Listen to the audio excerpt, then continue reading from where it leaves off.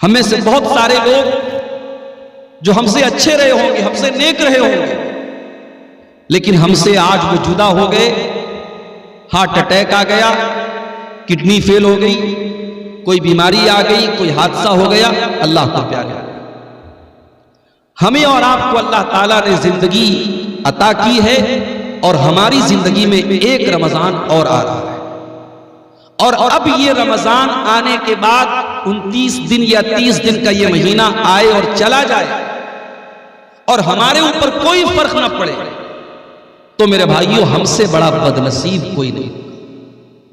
इसलिए कि अल्लाह के नबी ने 3 लोगों का नाम लेकर के बद्दुआ की, और आपने बद्दुआ की है और हजरत जिब्रील अलैहिस्सलाम ने आमीन कही।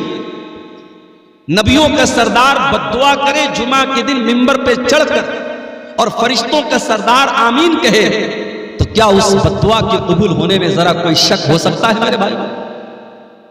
अल्लाह के नबी मिंबर की सीढ़ियों पर चढ़ते हैं, पहली सीढ़ी पर आपने कदम रखा, फरमाया रगीम अनफु रजुलिन ज़ुकिरतु इंदहु फलम युसल्ली अलैया।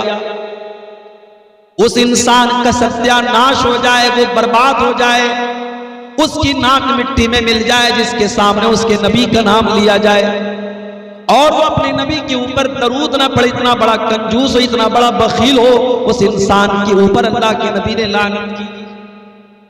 आपने बद्दुआ की, हज़रत जिब्रील ने आमीन का। फिर आपने मिंबर की दूसरी सीढ़ी पर कदम रखा और आपने फरमाया रगीम अनफु रजुलिन अदरक रमज़ाना सुम्मन सलख क़ब्ल अन युग़फ़र लहू। उस इंसान का भी सत्यानाश हो जाए, वो इंसान भी बर्बाद हो जाए जो रमजान के जैसा कीमती महीना पाए और फिर महीना खत्म हो जाए और उसकी बख्शिश ना हो सके, उसकी मग़फ़िरत ना हो सके, अल्लाह ताला के यहाँ उसके गुनाहों की माफी ना हो सके, इस एक महीने में वो तौबा ना कर सके, वो अल्लाह से अपने गुनाहों की माफी ना मांग सके, उससे बड़ा बदनसीब कोई नहीं है।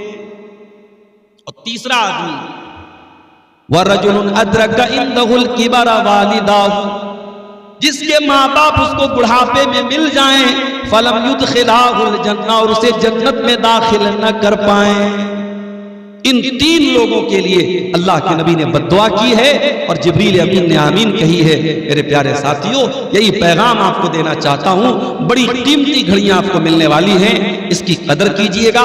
मोबाइल में जाया मत कीजिएगा, फेसबुक पे बर्बाद मत कीजिएगा, गेम खेल करके बर्बाद मत कीजिएगा, दिन भर सो करके बर्बाद मत कीजिएगा। एक एक मिनट को कीमती समझिएगा। बहुत बड़ा मेहमान आपके पास आने वाला है, अल्लाह का मेहमान आने वाला है, उसकी कदर करें। मेरे भाइयों, खुतबे मसनूना के बाद मैंने आपके सामने कुरान करीम की सूरह आले इमरान की एक आयत पढ़ी और उस आयत में अल्लाह ताला ने अपनी एक बहुत बड़ी नेमत का जिक्र किया है। यूं तो कुरान में अल्लाह ताला ने बहुत सारी नेमतों को बयान किया है, मगर सूरह आले इमरान की इस आयत में अल्लाह ताला ने जिस नेमत को बयान किया है, उस नेमत को बयान करके अल्लाह ने एहसान भी जताया है कि हाँ, हमने ये नेमत देख करके तुम पर एहसान किया।